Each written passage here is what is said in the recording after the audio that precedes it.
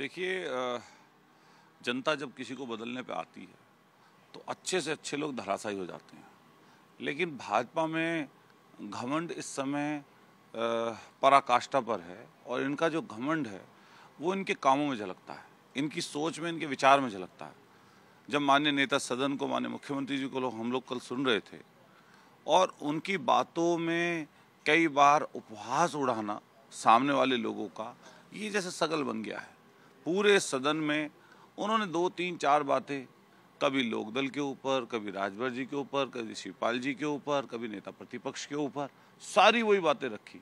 माननीय नेता प्रतिपक्ष ने जो सवाल उनसे किए थे उनका एक का भी जवाब उन्होंने नहीं दिया। ये बताइए, और 24 में भाजपा कह रही है, योगी कह रहे हैं कि साफ हो जाएगी समाजवादी पार्टी और विपक्ष, एक सीट नहीं मिलेगा।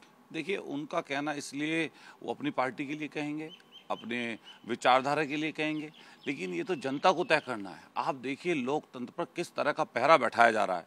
4 सांसद, आप देखिए नेता कांग्रेस को किस तरह अधीर रंजन को उन्होंने सस्पेंड कर दिया, राघव चड्ढा को सस्पेंड कर दिया अनिश्चित काल के लिए, संजय सिंह को सस्पेंड कर दिया, उनके एक और सांसद को सस्पेंड कर दिया। और यहाँ पर भी इसी तरह का वाक्य दोहराने के पक्षधर हैं। इनके मन में ये है कि लोकतंत्र को पुलिस के माध्यम से, प्रशासन के माध्यम से, संस्थाओं के माध्यम से कब्जा कर लिया जाए।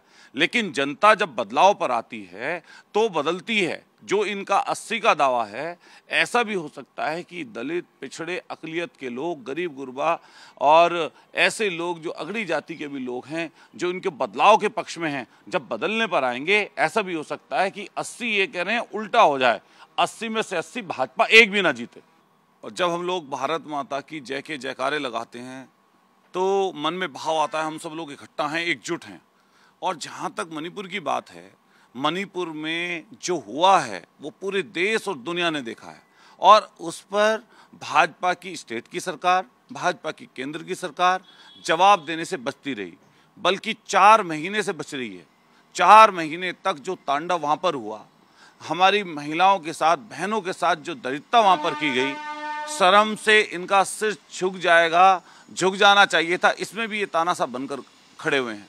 आप सोचिए, जहां पर 200 से ज़्यादा लोगों को कत्ल कर दिया गया हो, 50,000 से ज़्यादा लोगों को, लाखों लोगों को स्थापित होना पड़ा हो, जहां पर लगातार दुष्कर्म की घटनाएं होती हों, जहां के मुख्यमंत्री घटना के बाद, महिलाओं की घटना के बाद कहते हो कि यहां पर सैकड़ों घटनाएं ऐसी हुई हैं, जहां की गवर्नर ऐसा है अपने आप को महसूस करती हो, जहां पर केंद्रीय मंत्री और विधायकों के घर जला दिए गए हों खुद इन भाजपा के लोगों के, जहां भाजपा के इकलौते एमपी, मणिपुर के एमपी, इकलौते एमपी सदन में खड़े होकर अपने परेशानी और दिक्कत बयां करते हो इनके सामने, वहां इनको शर्म नहीं आती ऐसे बयान देते हुए।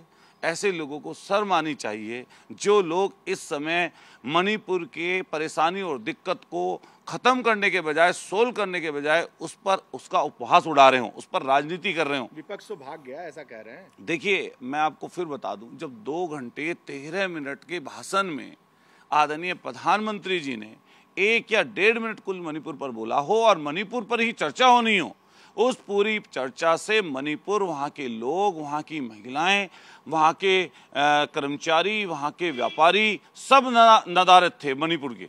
तो जब वहाँ पर इस तरह की व्यवस्था होगी कि जिसके बारे में बोलना हो उसके बारे में बोला ही ना जाए, तो विपक्ष ने वॉकआउट कर दिया कि हम ऐसा भाषण क्यों सुने।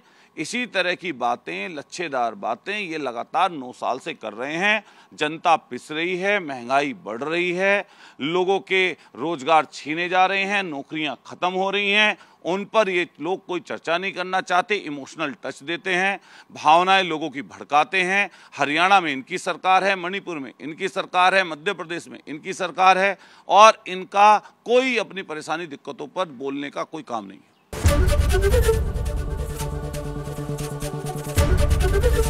एबीपी गंगा, खबर आपकी, जुबान आपकी।